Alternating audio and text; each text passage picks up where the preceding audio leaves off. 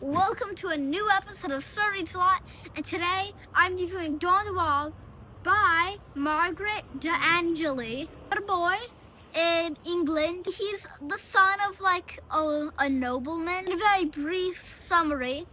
The boy, he can't walk. He has a sickness. It's during the time of the plague. He doesn't have the plague, which is very lucky, but he can't move his legs, and a bunch of monks help him, do random stuff. Really liked it, and it's called Door on the Wall. So practically, it means the door and the wall is like a new quest you can work on, a new option of life, I don't know if I'm reading that right, but I think you get what I mean. It's actually a pretty long book. There's not even 200 pages, so it's really not that bad.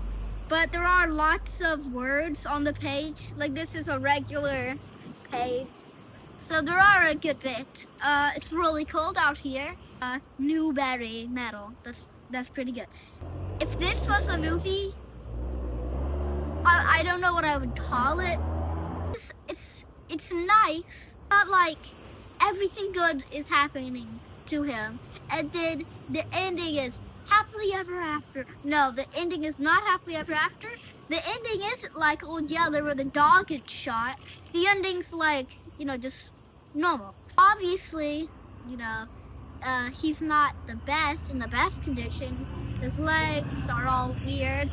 I don't think they're broken. I'm pretty sure they're just I don't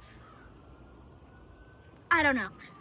The monks are super nice. Early in the book, he turns nicer. A good bit of the book, I would say, is about wood carving, which is surprising. They talked about that a good bit. But what I do like and what I don't like, what I do like is an interesting story.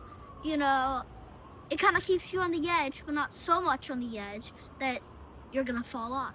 One of the better books I've read in a while. I think it's a pretty, maybe not famous, but a big book, You may have heard of it before. Recommended age. So, yeah, that would be interesting. Definitely not 9. And it's not such a big difference from 10 to 9, and I'm 10. But it's not that big of a difference.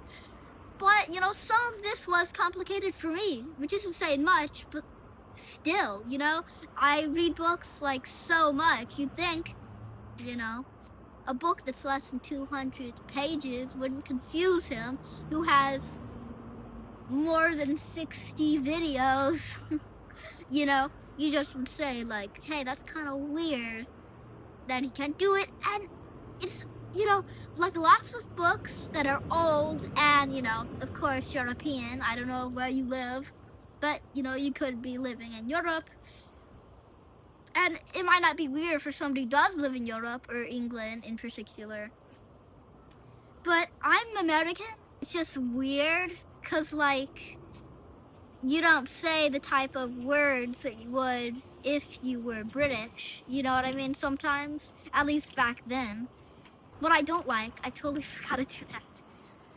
What I don't like is, there's not much I don't like, but, there's really not much I don't like. It's surprising. There's really not much, when I think about it, there's not much I don't like. I mean, now that I'm thinking about it, it's not so much about what the book writer did. Honestly, he did such a good job that I don't like it, because he describes everything pretty well, I would say.